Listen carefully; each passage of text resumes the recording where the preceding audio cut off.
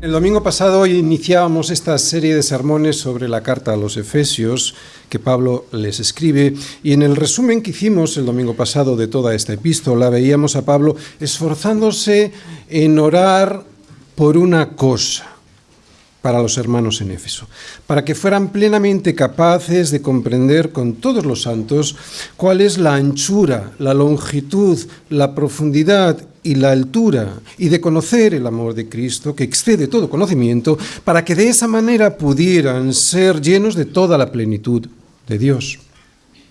Por eso, al inicio de la predicación y después del título "Tenemos un Dios impresionante", decíamos que teníamos un problema con Dios, porque no es bueno tener una idea equivocada de Él, y casi todos nosotros la tenemos o la hemos tenido. De hecho, este es el principal problema de la Iglesia moderna: no saber quién es Él. ¿Y por qué es un problema? Bueno, pues porque si eso es así, si tenemos una idea equivocada de Dios en vez de tener al verdadero Dios en nuestra mente y corazón, lo que realmente tendremos será un ídolo metido en nuestra mente y corazón, e imaginar cosas sobre Dios que no son ciertas y relacionarnos con Él como si eso que imaginamos fuera verdad, pues nos llevará a una gran decepción y podría provocar que nuestra santidad aquí se resienta y nuestra fe se debilite. De ahí la importancia de saber bien quién es Él. Por muy piadosas que nos puedan parecer nuestras ideas sobre Dios, si ese Dios que tenemos en nuestra mente no se corresponde con el Dios de la Biblia, terminaremos por descender ese Dios que tenemos en la mente a nuestro corazón como un ídolo que jamás responderá a nuestros afectos equivocados. Y hará bien, porque Dios no es un monigote para que podamos manipularle y así pueda cumplir con todos nuestros deseos engañosos. Por eso no podemos desechar la doctrina, no podemos desechar la correcta doctrina de los apóstoles y perseverar en ella. ¿Para qué? Para que ya no seamos niños fluctuantes, llevados por doquiera de todo viento de doctrina. Preguntarnos sinceramente quién es Dios y quién soy yo, y desear que sea Él quien nos responda, y no nuestra propia opinión, y por lo tanto lo haga destrozando nuestras ideas equivocadas sobre nosotros mismos y sobre quién es Él. Ese es un buen comienzo para tener una buena y una correcta relación con Dios. El hombre natural no quiere. El hombre no regenerado, aquel que ha rechazado la gracia de Dios sobre su vida, no quiere saber lo que Dios quiere mostrarle sobre sí mismo y sobre él. Pero también puede ocurrirle al creyente. Cuando sí escucha lo que Dios tiene que decirle sobre sí mismo y sobre Dios, pero termina cambiando la versión de Dios porque no la entiende, porque no le cuadra con su propia opinión, o lo que es peor, porque no soporta la imagen de un Dios gloriosamente soberano. Por eso, elevar a Dios a su lugar, poner a Cristo en la preeminencia que merece su gloria, la gloria de su gracia. En definitiva, conocer a Dios como Dios quiere que le conozcamos y aceptar su versión de las cosas, aunque no las entendamos, ese debe ser el principal y primer objetivo de la Iglesia, tuyo y mío. Y solo a partir de entonces, solo a partir de aceptar su versión sobre las cosas, solo cuando no nos resistamos a Dios y a su soberanía, sabiendo que nuestro Dios está en los cielos y que todo lo que quiso ha hecho, aunque no lo entendamos, solo entonces será cuando podremos recibir su misericordia del entendimiento y la paz que solo Él nos puede dar. Y todo por dejar de pelear con Él. En estos momentos no estoy hablando de la salvación, porque si alguien acepta a Dios en su corazón, acepta la muerte de Cristo en la cruz como sustituto por sus pecados y su resurrección, entonces esa persona será justificada por el Padre como santo, como apartado para Él, como salvo de la ira venidera. De lo que ahora estoy hablando es de un mayor entendimiento y de la paz que sobrepasa ese entendimiento. entendimiento que te hará ser cada día más santo. ¿Quieres entender mejor cuál es la altura, la longitud, la profundidad, la anchura de Dios? ¿Deseas saber en qué consiste el amor de Cristo por ti? Porque conocer su amor por ti te traerá la paz que sobrepasa todo entendimiento. Bueno, pues entonces debes dejar de creer en un Dios pequeñito, en un ídolo que se amolda a tus ideas preconcebidas de lo que Dios debe ser y hacer. Y si hoy empiezo así, es porque hoy vamos a leer cosas muy duras de escuchar para un hombre que cree que es algo fuera de Dios y sus decretos soberanos. Cosas muy duras de escuchar para un ser humano que, aunque fue creado por Dios, cree que le puede decir a Dios lo que Él debe ser o no ser y hacer o dejar de hacer. Cosas duras de escuchar para alguien que se atreve a darle algún consejo a Dios. Solo aquel que, como Job, escucha a Dios, y en nuestro caso es a través de la palabra. Otra vez, solo aquel que escucha a Dios como le escuchaba Job y se deja convencer de su ignorancia con preguntas como las que le hacía Dios en los capítulos 38 al 41. ¿Dónde estabas tú, Job, cuando yo fundaba la tierra? Házmelo saber si tienes inteligencia. A ver, Job, dime si es sabiduría contender con el Omnipotente. El que disputa con Dios, responda a esto. Solo aquel que se deje interpelar de esta manera por el Dios soberano de la Biblia podrá luego decir lo que Job reconoce al final del libro. Yo hablaba lo que no entendía, cosas demasiado maravillosas para mí que yo no comprendía. Por eso, Señor, te lo ruego, desde ahora te hablaré, sí, y te preguntaré, sí, pero serás tú quien me enseñes.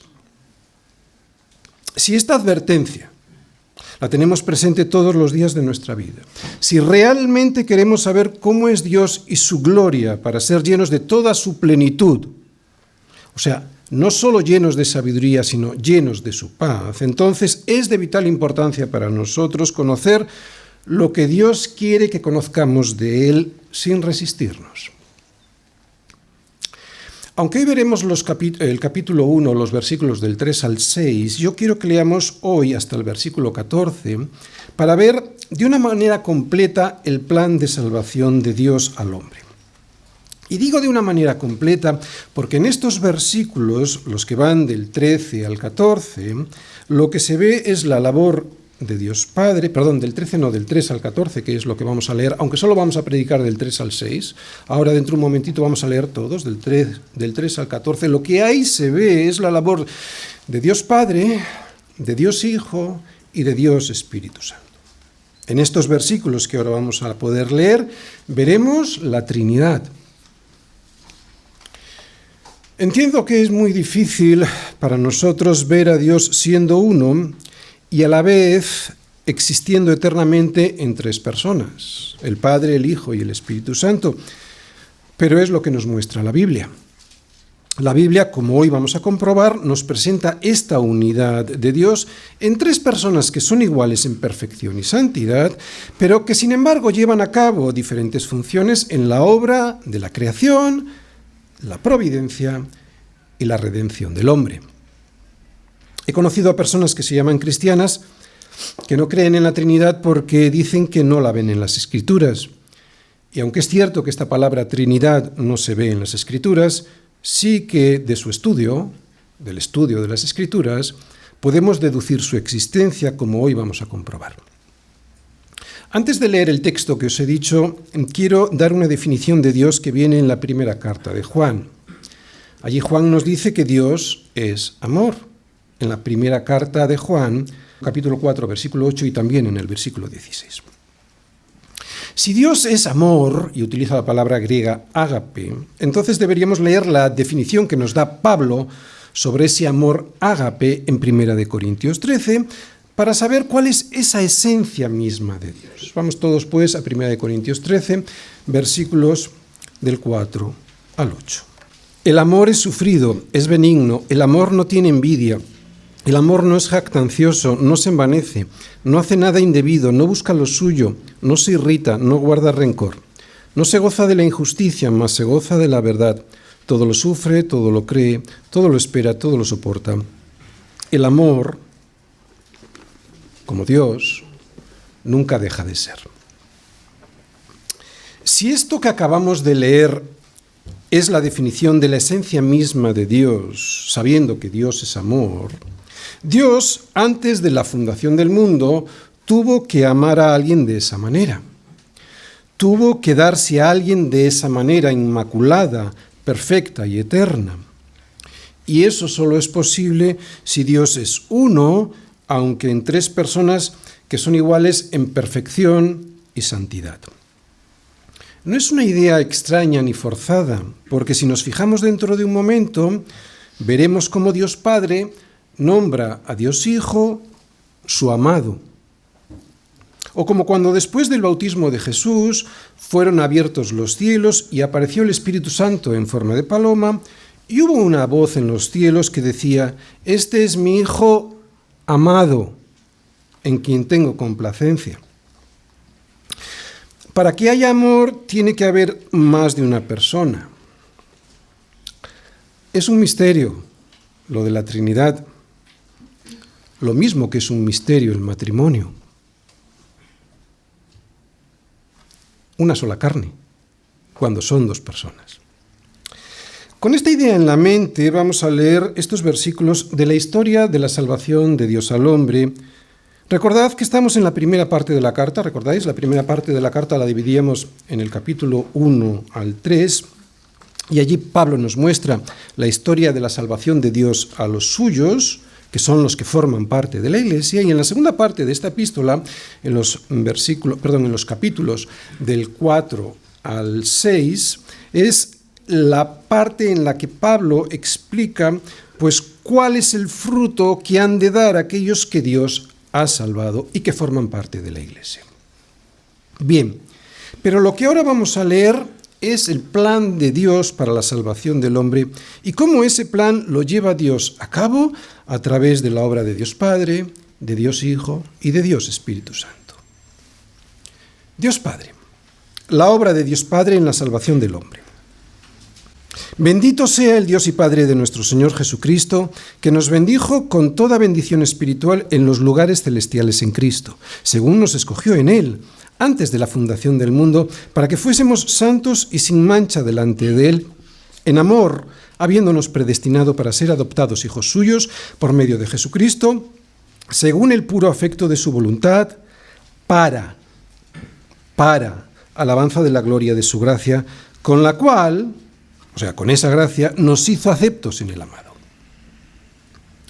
Dios el Hijo, la obra de Dios Hijo en la salvación del hombre. En el Hijo, en quien tenemos redención por su sangre, el perdón de pecados según las riquezas de su gracia, que hizo sobreabundar para con nosotros en toda sabiduría e inteligencia, dándonos a conocer el misterio de su voluntad, según su beneplácito, el cual se había propuesto en sí mismo de reunir todas las cosas en Cristo en la dispensación del cumplimiento de los tiempos, así las que están en los cielos como las que están en la tierra.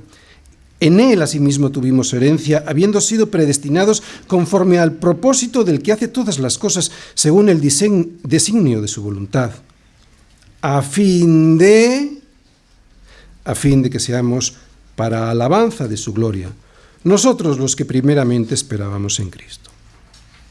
Dios el Espíritu Santo, la obra de Dios, Espíritu Santo en la salvación del hombre. En Él también vosotros, habiendo oído la palabra de verdad, el evangelio de vuestra salvación, y habiendo creído en Él, fuisteis sellados con el Espíritu Santo de la promesa, que es las arras de nuestra herencia hasta la redención de la posesión adquirida para alabanza de su gloria. Alabar a las tres personas de la Trinidad porque son uno, ¿verdad? Hay tantísimo aquí. Hay tanta gloria de Dios embutida en estas palabras de Pablo que nos llevará toda la eternidad para tan solo empezar a comprender algo de esa gloria de Dios. Pero yo creo que hoy, a través de su Espíritu Santo y por su misericordia, podremos ver algo de esa gloria. Como decíamos, es cierto que la palabra Trinidad no está en la Biblia, pero sí está lo que ello implica. El concepto Trinidad lo podemos ver por toda la Biblia. De hecho, lo acabamos de ver en este pasaje. En este pasaje Pablo nos muestra el plan de la salvación de Dios para el hombre en la obra o a través de la obra de Dios Padre, de Dios Hijo y de Dios Espíritu Santo. Dios se revela en la Biblia como Padre, como Hijo y como Espíritu Santo. No son tres dioses.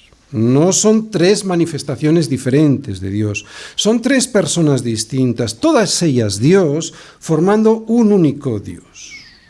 Sé que es un misterio, pero hay un solo Dios.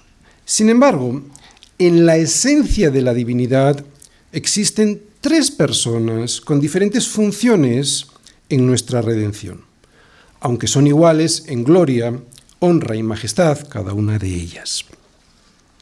Jesús mismo nos dijo, por tanto, id y hacer discípulos a todas las naciones, bautizándolos en el nombre del Padre, del Hijo y del Espíritu Santo. Así que aunque la palabra Trinidad no viene en la Biblia, sí que su concepto lo podemos ver claramente expuesto. Hoy nos vamos a centrar, en los versículos del 3 al 6, en el papel de Dios Padre en la salvación del hombre. Y el esquema de los versículos de hoy será el siguiente. Primera parte de la predicación, una introducción al concepto de elección. Y vamos a estar en los versículos del 3 al 6, en todos. La segunda parte de la predicación, ya vamos a ir versículo a versículo. La segunda parte es la respuesta a la elección, nuestra respuesta, y el resultado en nosotros de la elección. Y lo vamos a ver en el versículo 3. La tercera parte de la predicación, el motivo sobre el que Dios hace la elección. Versículos 4 y 5. Y cuarta parte de la predicación, el propósito final por el cual fuimos elegidos, versículo 6. Primera parte. Introducción al concepto de elección. Bendito sea el Dios y Padre de nuestro Señor Jesucristo, que nos bendijo con toda bendición espiritual en los lugares celestiales en Cristo, según nos escogió en Él antes de la fundación del mundo, para que fuésemos santos y sin mancha delante de Él, en amor, lo hizo en amor, habiéndonos predestinado para ser adoptados hijos suyos por medio de Jesucristo, según el puro afecto de su voluntad, para alabanza de la gloria de su gracia, con la cual nos hizo esta gracia. A través de esta gracia nos hizo aceptos en el amado. Nacimos en la eternidad para un propósito claro y definido, para la alabanza de la gloria de su gracia. Es en esta sentencia, es sobre esta aseveración de Pablo a los Efesios donde yo baso toda mi existencia. De hecho, es en esta verdad de Dios en donde podremos encontrar la respuesta correcta a la pregunta que todo el mundo se hace y que nadie es capaz de contestar correctamente. ¿Para qué naciste? Pues para la alabanza de la gloria de su gracia. Efesios 1, versículos del 3 al 6. Mira, ni tú ni yo nacimos para trabajar, ni para disfrutar de lo trabajado, ni para casarnos, ni para tener hijos en ese matrimonio, aunque sí puedes y debes trabajar, sí puedes y debes disfrutar de lo que has conseguido con tu trabajo, y sí que puedes casarte y tener hijos en tu matrimonio. Sin embargo, Dios dice que para lo que realmente fuimos creados tú y yo es para la alabanza de la gloria de su gracia. La gracia de Dios es la consecuencia del pecado. Sin el pecado no habría gracia. De hecho, la gracia, tal y como Dios quiere que la alabemos, comienza en el mismo instante en el que el hombre pecó. Esto es muy importante para entender los versículos de hoy, para entender el propósito de Dios en la salvación. Mirad, en Génesis 3, después de la desobediencia de Adán y Eva, Dios fue a buscarles porque se estaban escondiendo de su presencia. Antes no. Antes no se escondían, antes tenían comunión con Dios y disfrutaban de esa comunión, pero ahora no, ahora se escondían. Por eso Dios tiene que salir a buscarles. Pero justo después de enfrentarles con su decisión y después de hacerles ver que esa decisión les traería consecuencias terribles, inmediatamente después, Dios hizo al hombre y a su mujer túnicas de pieles y los vistió. Aquí vemos el comienzo de la gracia que Dios quiere que alabemos. Dios buscando al hombre, cubriéndole en su injusticia con su justicia. Aquí vemos el comienzo de la gracia que Dios quiere que alabemos. Gracia que comenzó justo después del pecado. Dios en su gracia, y después de que Adán y Eva le desobedeciesen, les ofrece su provisión y su protección, algo que no merecían.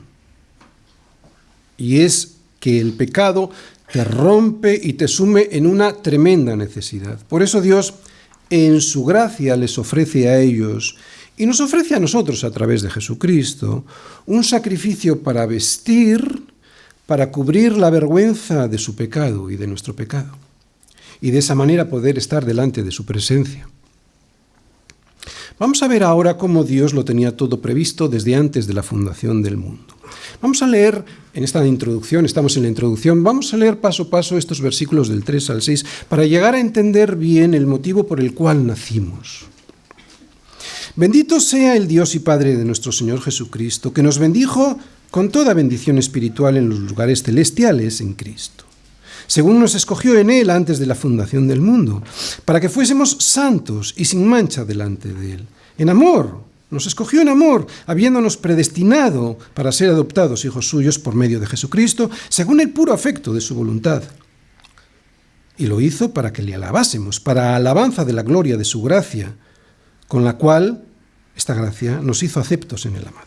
Bien, lo que acabamos de leer son las siguientes 8 cosas. Vamos a dejar ahí los versículos para que los podáis ir siguiendo. 8 cosas. Primero, que desde antes de la fundación del mundo, versículo 4, que desde antes de la fundación del mundo, segundo, Él nos escogió, versículo 4 también, y nos escogió para un propósito inicial. Tercera cosa, este propósito, el primer propósito, es para que fuésemos hechos santos y sin mancha delante de Él, versículo 4. Y aquí tenemos la iglesia. Pero claro, para eso, y esta es la cuarta cosa que vemos, para eso tuvo que predestinarnos, versículo 5. Porque si no, no hubiésemos escogido ese destino que Él tiene para nosotros, ser la iglesia. Y aquí viene la quinta cosa que podéis ver. Lo que significa que nos predestinó es que nos asignó a los que escogió para un destino. Versículo 5, ser adoptados como hijos suyos. Sexta cosa que vemos. Esto lo hizo el Padre por medio de Jesucristo. Versículo 5. Séptima cosa, y ahora vamos a ver la gracia. Porque esta obra de salvación fue por el puro afecto de su voluntad. Esto es la gracia. Versículo 5. Y la octava cosa que podemos ver en estos versículos. Y esto que hizo tenía un propósito final para la alabanza de la gloria de su gracia, que es lo que veis ahí subrayado en el versículo 6. Hay que recordar que todo esto que estamos viendo y leyendo sucedió antes de la fundación del mundo. Esta elección fue hecha por su voluntad, por el puro afecto de su voluntad. Y lo que esto significa es que no hay nada fuera de Dios que condicionó esa voluntad. Nada, ni bueno ni malo. Si no, Dios no sería Dios. Si Dios se deja condicionar, no sería Dios. Si Dios estuviese condicionado por algo o por alguien fuera de Él, no sería evidentemente un Dios todosuficiente y por lo tanto tampoco sería un Dios todopoderoso. Lo que sí sería, como nosotros, un Dios necesitado, y en la Biblia evidentemente no vemos a un Dios necesitado de algo o de alguien. Otra vez el Salmo 115, nuestro Dios está en los cielos, todo lo que quiso ha hecho. Voluntad y poder. Dios sabía lo que hacía. La salvación del hombre no fue un plan B de emergencia por si no le salía el primer plan diseñado. No. Él sabía que lo que planeaba desde antes de la fundación del mundo iba a salir, y lo hizo porque todo lo que quiso ha hecho. Y eso tenía un propósito final, para la alabanza de la gloria de su gracia. Pues esta gracia es la que debe ser alabada. Esta gracia es la que debe ser alabada. ¿Te das cuenta para qué fuiste creado? ¿Te das cuenta para lo que naciste? Naciste para la alabanza de la gloria de su gracia. Y no solo tú y yo nacimos para eso. Todo el universo fue hecho para la alabanza de la gloria de su gracia. Para esto fuiste elegido para nacer. Perdón, al nacer. Para esto fuiste elegido al nacer. Oye, y solo con pensar en esto, pues tendríamos que estar todo el tiempo de nuestra vida bendiciendo a Dios, ¿no? Por eso comienza este versículo 3, bendito sea Dios, bendito sea Dios. Hemos visto una introducción, vamos a ir viendo versículo a versículo. Segunda parte de la predicación, respuesta a la elección y resultado en nosotros de esa elección. Bendito sea el Dios y Padre de nuestro Señor Jesucristo, que nos bendijo con toda bendición espiritual en los lugares celestiales en Cristo. Bien, en este versículo vamos a ver 4 cosas. Primera, que los creyentes recibimos unas bendiciones. Segunda, que esas bendiciones son de un determinado tipo.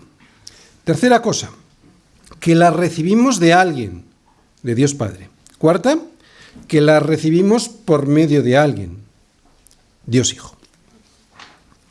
Es tan increíble lo que Dios ha hecho con nosotros, es tal la obra que Dios Padre ha hecho a través de Jesucristo y con el concurso del Espíritu Santo, que nuestra primera respuesta debiera ser la de bendecirle. Y es lo primero que vemos ahí. Bendecir a Dios significa literalmente bien decirle, bien decir cosas de Dios, hablar bien de Él.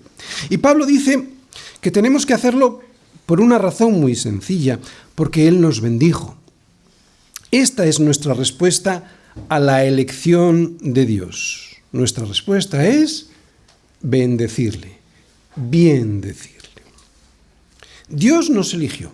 Bien. ¿Y cuál es el resultado de la elección de Dios Padre por nosotros? Pues es a partir de ahora cuando Pablo comienza a enumerar los beneficios de esa elección para nosotros. Y estos beneficios se llaman bendiciones, bendiciones espirituales. Pablo comienza diciendo, y fíjate porque todos los verbos están conjugados en pasado, comienza diciendo que Dios Padre nos bendijo. Versículo 3. Enseguida veremos en qué consiste esa bendición. Dios Padre nos bendijo, nos escogió, versículo 4, nos predestinó, versículo 5, nos aceptó porque nos dio su gracia. O sea, eso lo decimos así porque Él dice, nos hizo aceptos en el amado, eso es lo que exactamente dice. Y esto significa que nos dio su gracia. Aquí vemos las bendiciones de Dios Padre, ¿vale? De los versículos del 3 al 6. En posteriores predicaciones veremos los beneficios o las bendiciones que recibimos de Dios Hijo, en los versículos del 7 al 12, y de Dios Espíritu Santo, el 13 y el 14. Todo lo que Dios Padre hizo está hecho en el pasado, aunque tiene efectos en el presente.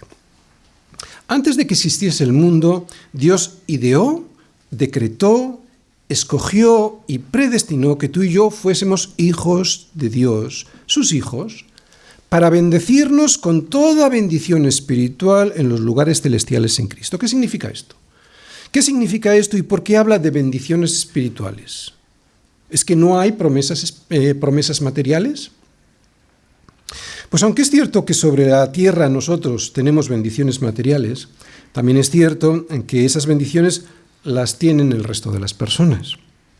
Esta gracia que tiene todo el mundo es lo que en teología se llama gracia común, que es el regalo que de Dios reciben todas las personas que viven sobre la tierra. Hay muchas cosas que recibimos de Dios en mayor o en menor medida todas las personas. Todas las cosas que tenemos, por muy poco que nos parezcan, debieran ser suficientes para darle la gloria y las gracias a Dios, porque son regalos de Dios inmerecidos. Son bendiciones de Dios. Pero esta gracia común no es de la que habla este versículo. De hecho, el Evangelio no promete las bendiciones materiales como algo que va a ocurrir en nuestra vida sí o sí. Dicho con otras palabras, las bendiciones materiales no son el tema central del Evangelio.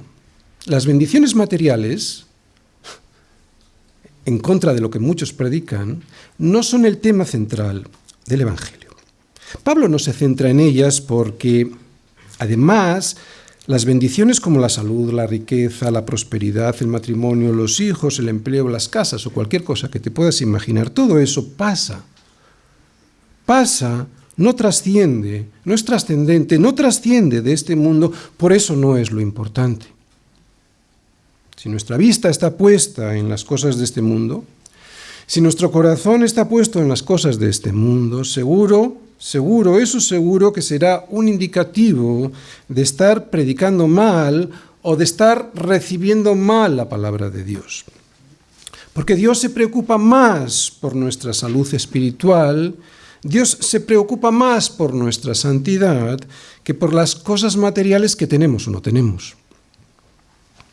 De hecho, muchas de las cosas materiales que deseamos, si no las recibimos, es porque Dios considera que nos pueden hacer más mal que bien, o que es necesario en un momento determinado esperar, ¿no? Nos es necesario en un momento determinado practicar la paciencia para que esas cosas después nos las conceda. Y además Cristo no murió en una cruz por las cosas materiales. Cristo murió en una cruz para llevarte hasta el Padre. Por eso Pablo dice que el verdadero resultado de la elección son las bendiciones espirituales, que son las que trasciende a este mundo, ¿no? Y que fueron ideadas y decretadas por Dios Padre. ¿En dónde? En los lugares celestiales, donde también están guardadas. La relación de todas estas bendiciones espirituales la vamos a ver desarrollada en los versículos del 4 al 14. Pero Pablo comienza diciendo las que son obra de Dios Padre en estos versículos del 3 al 6. Otra cosa es que Pablo no nos dice que fuimos bendecidos con alguna bendición espiritual. Él dice que Dios Padre nos bendijo con toda bendición espiritual, lo que significa que sus hijos, todos sus hijos, tenemos todos los derechos que tiene cualquier ciudadano del reino de los cielos. Todos los derechos y los mismos unos que otros. Bien, hemos visto que hay unas bendiciones. Hemos visto qué tipo de bendiciones son espirituales. Hemos visto quién nos dio esas bendiciones, Dios Padre. Vamos a ver ahora por medio de quién las recibimos. Pablo nos dice en el final de este versículo 3 que esas bendiciones fueron conseguidas en Cristo. Dios Padre nos bendijo, nos escogió, nos predestinó y nos aceptó por gracia en Cristo. Y estas bendiciones no las tiene todo el mundo. Por eso debes de darle la gloria a Dios Padre por medio de Jesucristo en cada momento de tu vida. Si tenemos todo lo que dice Pablo que tenemos, es por estar en Cristo. ¿Por qué? Porque de Cristo son todas las cosas. Como vemos, por ejemplo, en Mateo 11:27, ¿no? Dice ahí, todas las cosas me fueron entregadas por mi Padre, dice Jesús. O como también vemos en Juan 3:35, el Padre ama al Hijo y todas las cosas ha entregado en su mano. Y si en Cristo, pues, están todas las bendiciones del Padre, solo estando en Cristo, escondidos en Cristo, podremos disfrutarlas. ¿Entiendes por qué no se trata de una religión cumpliendo ritos y normas? Se trata de estar en Cristo, ser hallados en Él. Así que nuestra herencia está guardada en Cristo. Y si no estamos escondidos en Cristo, no las podremos disfrutar. Es en Cristo donde el Padre nos bendice ninguna bendición espiritual podemos recibir fuera de Él.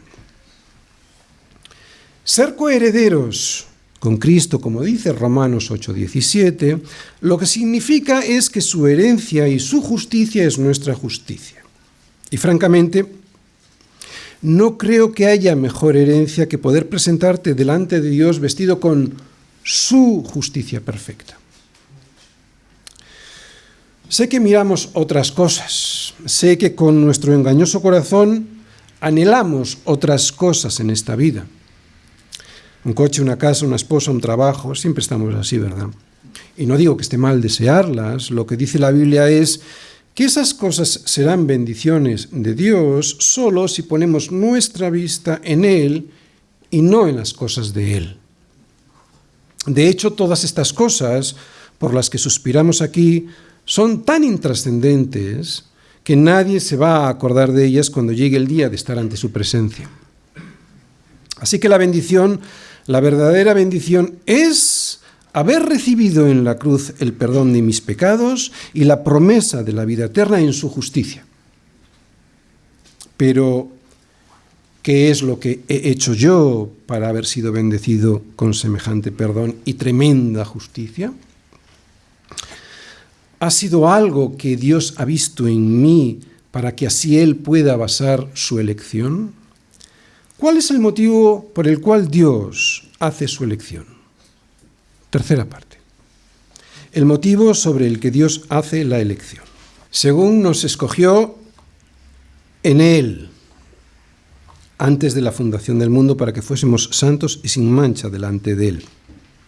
En amor lo hizo, habiéndonos predestinado para ser adoptados hijos suyos por medio de Jesucristo, según el puro afecto de su voluntad. Bien, yo sé que en este punto hay mucha gente que tuerce el morro porque no entiende cómo Dios puede escoger a unos y desechar a otros. Yo no lo sé, pero lo que sí sé es que Dios escoge y que no lo hace en base a ningún mérito del hombre. Y no lo hace porque aquí se nos dice, y en otras partes de la Escritura también, que Él nos escogió desde antes de la fundación del mundo, o sea, desde antes de que Él creara la tierra, ni a ti ni a mí, o el universo entero. No nos dice cuál es el criterio por el cual escoge a unos sí y a otros no, pero sin duda Dios tiene una opinión sobre la que elige, y por supuesto es una opinión sabia, aunque no nos es dada a conocer. En este punto sería sensato pensar como pensaba Pablo mismo, ¿no? A no pensar más de lo que está escrito. ¿Por qué? Pues porque las cosas secretas pertenecen al Señor nuestro Dios, y no es bueno meterse en ellas. Si Dios no nos revela algo, es porque no quiere que lo sepamos. Ya sea porque saberlo nos haría daño, o porque simplemente sería para nosotros imposible entenderlo, punto. Es que no hay más vueltas que darle. Esto es como cuando escondes algo a tu hijo porque consideras que no es bueno que lo sepa o que todavía no lo va a entender, ¿no? Y él se empeña. Pues tu padre te dice que no.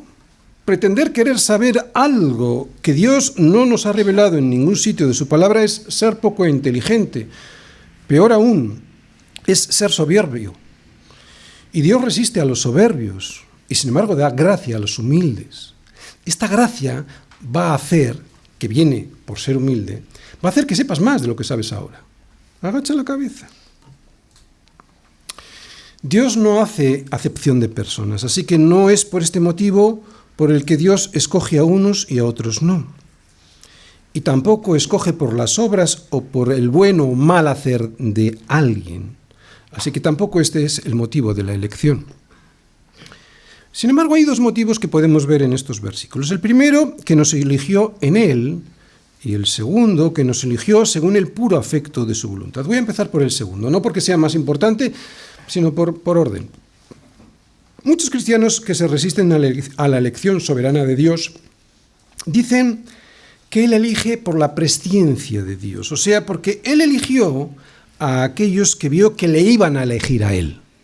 O sea, como lo vio, eligió a los que vio que le iban a elegir. Pero eso tampoco puede ser así por dos motivos. Primero, porque si Dios elige en función de que yo le elija o no, entonces ya no es un Dios todo soberano.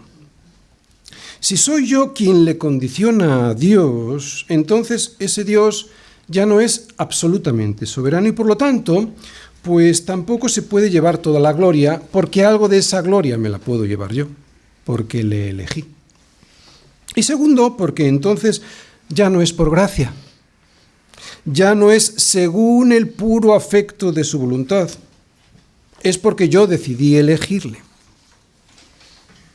Y yo estoy muy tranquilo con el puro afecto de su voluntad, porque en ese afecto, aunque yo todavía no lo entienda, hay sabiduría y hay pureza. Por lo tanto, sea cual sea el motivo de Dios para elegir, será un motivo perfecto. Quédate tranquilo. Vamos todos a Romanos 8. Romanos 8, versículos del 28 al 30. En Romanos 8, del versículo 28 al 30, Pablo nos vuelve a repetir esto mismo. Él nos dice, versículo 28, y sabemos que los que aman a Dios, todas las cosas les ayudan a bien. Esto es, a los que conforme a su propósito son llamados. Lo primero, pues, que vemos en este versículo 28 es que somos llamados. No fui yo a él, vino él a llamarme a mí. Exactamente igual que hizo Jesús con sus discípulos. No me elegisteis vosotros a mí, sino que yo os elegí a vosotros. Les dijo Jesús a ellos. Seguimos en Romanos 8. Vamos al siguiente versículo, versículo 29. Porque a los que antes conoció, también los predestinó, esta es la palabra importante, para que fuesen hechos conforme a la imagen de su Hijo, para que Él sea el primogénito entre muchos hermanos. He subrayado en el énfasis la palabra conocer porque hay muchos creyentes que dicen que como Dios conoció que lo íbamos a elegir, por eso nos predestinó. Pero esto no es posible porque hasta la fe es un don de Dios. E incluso las buenas obras son preparadas de antemano por Dios. Así que incluso la fe es el fruto de la regeneración, no su causa. Y es que en nuestra naturaleza estábamos muertos, y un muerto no elige. Por eso nos tuvo que dar vida cuando estábamos muertos en nuestros delitos y pecados. El origen, pues, de nuestra fe, como podemos comprobar, está en la acción de Dios al darnos vida. Nos tiene que quedar claro esto, ¿de acuerdo? Es la acción de Dios dándote vida la que produce en ti la fe. ¿Existe el libre albedrío? Sí, pero siempre circunscrito, condicionado a mi persona. Sin embargo, mi persona no es libre. Está presa, mi persona está presa por el pecado para elegir a Dios. Por eso no lo elige. Por eso Dios me tiene que hacer libre de mí mismo para poder elegirle, porque estoy preso por el pecado.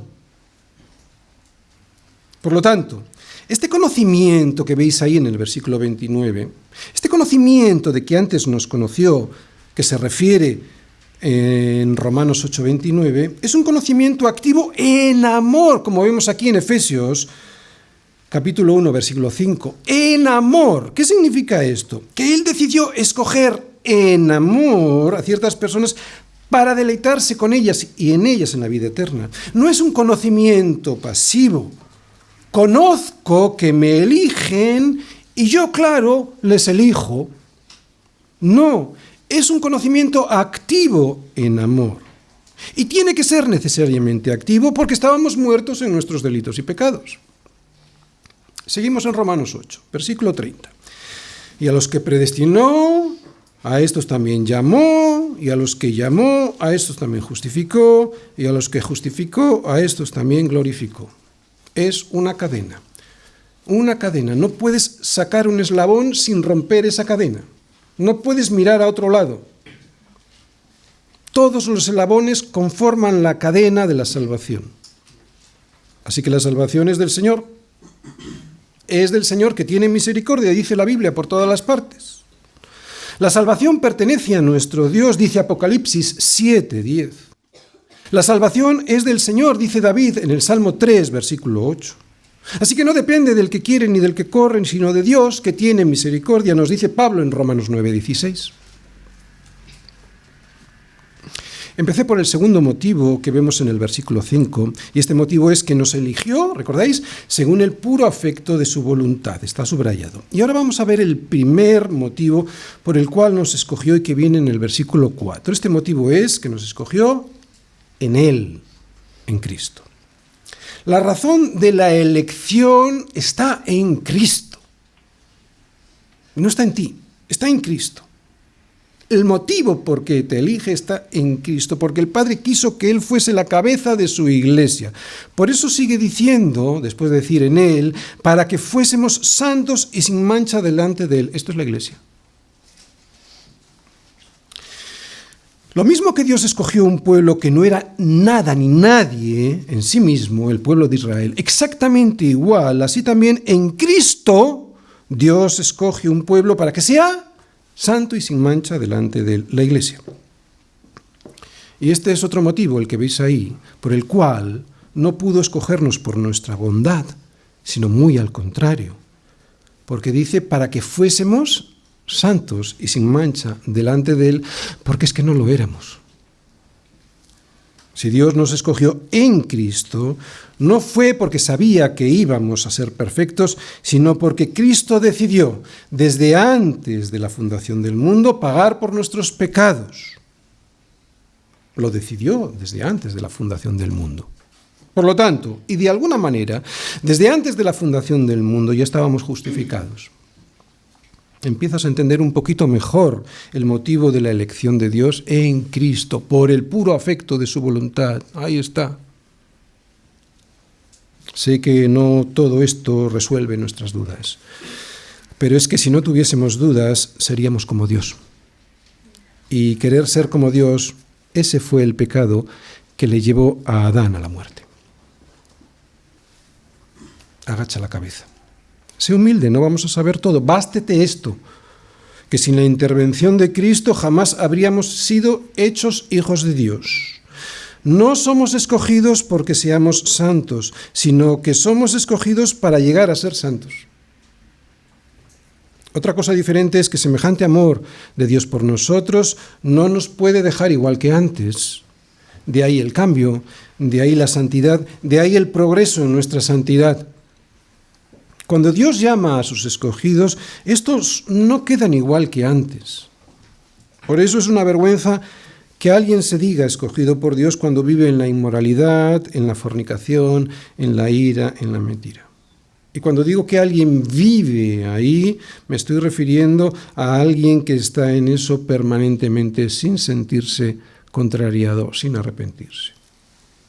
Digo cuando alguien vive así, no cuando alguien cae, se levanta y toma el firme propósito de no fallar a su Señor pidiendo perdón. La elección provoca santidad. No es que la santidad de Dios, la santidad provoque en Dios mi elección. ¿Otra vez?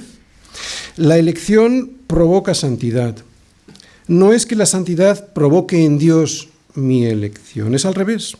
Es Dios quien, al elegirme, me da la fe que va produciendo en mí una santidad como la luz de la aurora, que va en aumento hasta que el día es perfecto. Vemos ahí dos palabras, elección y predestinación. Así que Dios nos escoge, elección, para predestinarnos, ¿verdad? Bien, eso dice el versículo 5. ¿Qué es elección? Yo creo que elección ya lo sabemos. ¿Qué es predestinación? Elección, ya sabemos lo que es un acto soberano por el cual Dios, en su sabiduría, quiero subrayar esto, para que nos quedemos tranquilos. En su sabiduría, amor y justicia, puedes añadir aquí todos los atributos de Dios. En su sabiduría, separa a algunos para algo. Y ese algo también está predestinado por Dios. Y aquí viene la palabra predestinación. ¿Qué es? Darnos un destino determinado. ¿Y cuál es? Ser adoptados hijos suyos. Y todo esto por medio de Jesucristo y antes de la fundación del mundo. Nada sin Cristo, ¿os dais cuenta? Por eso Pablo dice constantemente en esta carta y en todas las cartas, en Él, por medio de Jesucristo, en Cristo. No hay nada como la doctrina de la elección para poder alabar con verdadera gratitud, ¿no? Poder alabar a un Dios de esta envergadura que ha hecho esto, sabiendo que yo nada podía hacer por escogerle porque estaba muerto, saber que me llamó de entre los muertos, nada más y nada menos que para hacerme su hijo, ¿eso que provoca en mí? Sino bendecir a Dios, ¿verdad? Cuarta parte, propósito por el cual fuimos elegidos. Para la alabanza de la gloria de su gracia, con la cual nos hizo aceptos en el amado. Quiero que prestes mucha atención. Lo que vamos a decir ahora son cosas complicadas de entender, pero si prestas atención, te podrías gozar. Dios hizo las cosas como las hizo para que podamos ver su gloria y así alabar esa gloria de su gracia. Sin el pecado no habría gracia, y sin gracia no habría gloria que alabar, porque la máxima expresión de su gloria es la gloria de la cruz. La gracia de la cruz. ¿Vale? Otra vez. Sin el pecado no habría gracia.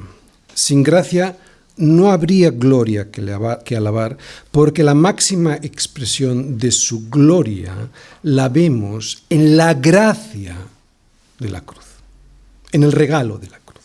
¿Te das cuenta por qué todo tiene que ser como es? No había otra forma de que Dios recibiese toda la gloria sin un pueblo redimido y libre de pecado, porque en la eternidad ya no habrá posibilidad de pecar. Piensa en esto. Si Dios hubiese creado un mundo directamente sin la posibilidad de pecar, el pecado siempre estaría al acecho y no seríamos felices, porque no es posible la felicidad completa cuando el mal anda rondando fuera. Aunque no hubiésemos tenido la posibilidad de pecar, el pecado siempre andaría rondando por ahí fuera. Recuerda la serpiente. Pero ya no. ¿Por qué? Porque Dios hizo un mundo con la posibilidad de pecar en Edén y pecó. Y como pecó, Dios pudo juzgar al pecado condenándolo en Cristo. Si no hubiésemos tenido la posibilidad de pecar, Dios no hubiera podido juzgar y condenar el pecado, y por lo tanto estaría siempre dando vueltas aunque no pecásemos. Sin embargo, ahora tenemos la posibilidad de vivir eternamente en un cielo y en una tierra nueva en la que no solo nos será imposible pecar, sino que el pecado no existirá jamás. ¿Por qué? Porque el pecado ya fue exterminado y el mar ya no existirá más. Apocalipsis 21:1. Por eso tenía que ser como es. No había otra manera de hacer un mundo libre de pecado. Si Dios no hubiese tenido el pecado hecho carne para poder juzgarlo, no podría haberlo condenado y de esa manera destruirlo para siempre. Dios Padre, y eso es otra cosa que vemos en este versículo, llama a su Hijo el amado, porque el Padre ama al Hijo. Por lo tanto, otra vez, si nosotros estamos en Cristo, podremos ser amados por el Padre como el Padre ama a su Hijo y ser llevados a un mundo donde ya nos será imposible pecar y donde el pecado no rondará. Termino. Naciste para la alabanza de su gloria. Y meditar en esto que te voy a volver a repetir ahora, pero con un esquema para que lo veas mejor, te hará ser cada día más agradecido. Primero, en Edén, yo podía pecar, y pequé en Adán. Después, con la caída, yo no podía no pecar, por eso no dejaba de hacerlo. Ahora, en la gracia, yo puedo no pecar, aunque a veces peco.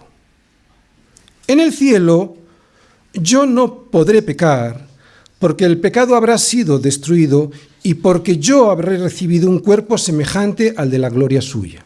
Esta obra de Dios que acabas de ver aquí resumida y que Él hizo para destruir el pecado, eso es lo que vamos a alabar eternamente.